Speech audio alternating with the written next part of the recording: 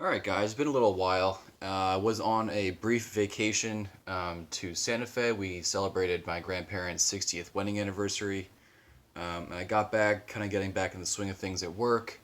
Um, so I thought to shoot a video today. I happened to be off, not working my second job today, and wanted to do a video response for Rick from Vintage Oddball Cards, whose channel has grown very, very fast.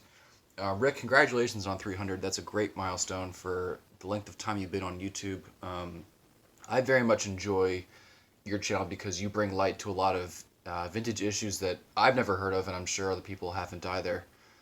So I definitely think there is a need for channels like yours in the community.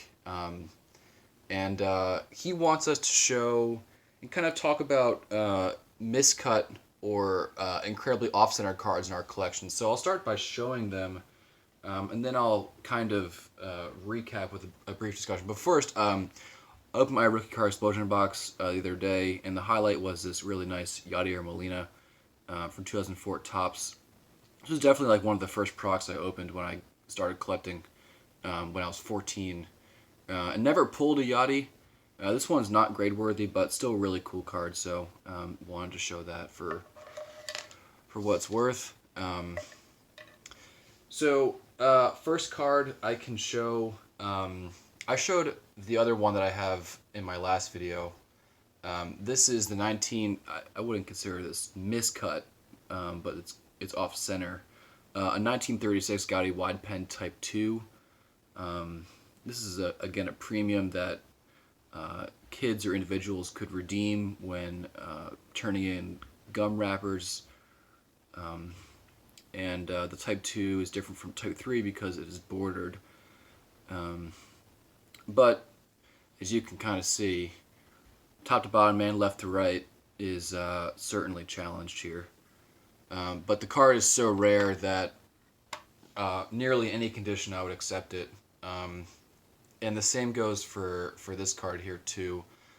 This is a 1934 Detroit Tigers and its Furs team issue. SGC will just indicate that it's the Detroit Tigers team issue because that's what's in the standard catalog. Although there's been research after the fact that this was distributed by the Annis Furs Company of Detroit. I have two of these. Thankful to have two. And the other one that I have, the first one I bought, is pretty much dead center perfect. But this issue is notorious for being off center.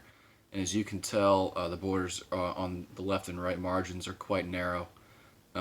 So I would pretty much consider this 90-10 if I had to. The backs are blank, but this individual wrote on the back that the card belongs to him, which I think is amazing.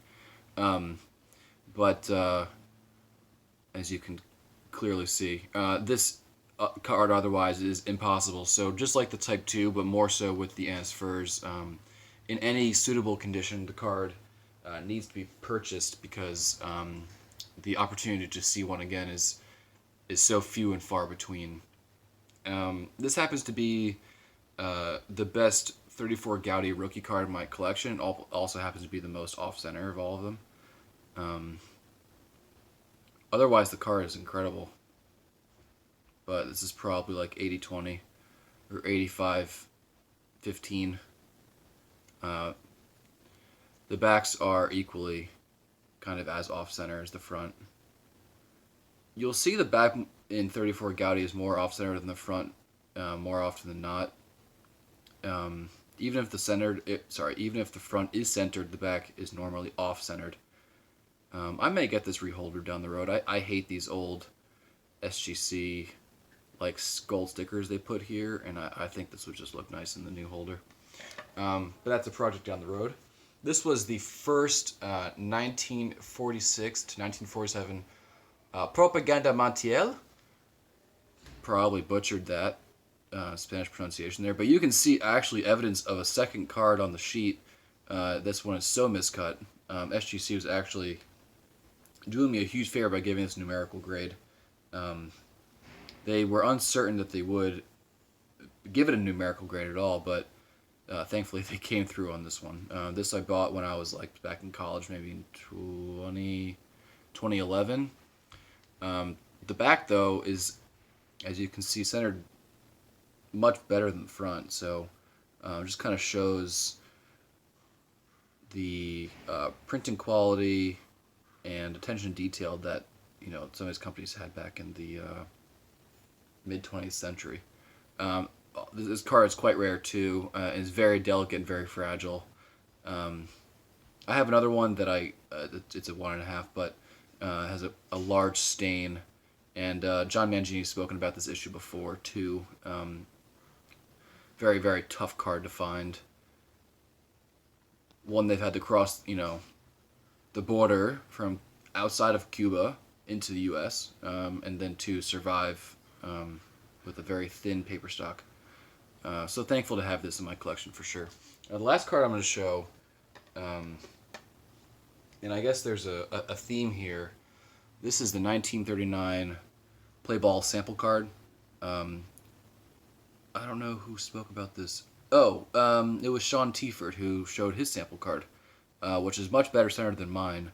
But he discussed and I kind of agree with the sentiment that this was used as a promotional piece.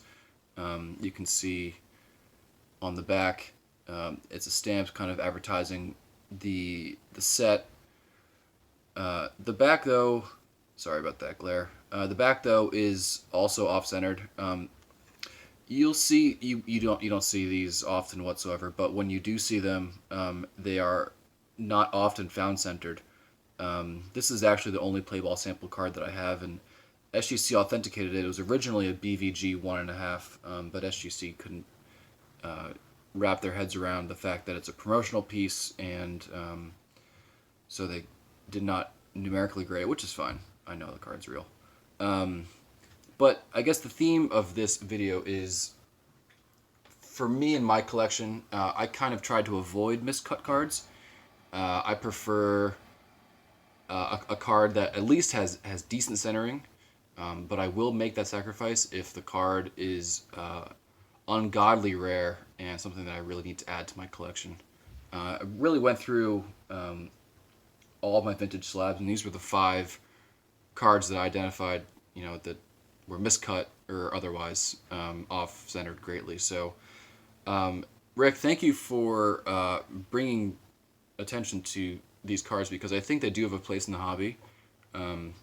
I, again, like to focus on more high-quality vintage for my PC, and so centering is definitely a big part in that. There are other things and other pieces of cards that I'll care about more, depending on what kind of card it is, but centering is definitely an important piece that I definitely take into consideration when making a buying decision. So guys, thank you for watching. I guess I owe you guys a few videos about card showcases. I'm due to receive an SGC order back next week. What's going to be in there? Nothing that you haven't really already seen. Maybe I'll do a video next week about a showcase. I think maybe that would be a good idea. Anyway, guys, thanks for watching. Appreciate your time. And Rick, thank you again. Congratulations.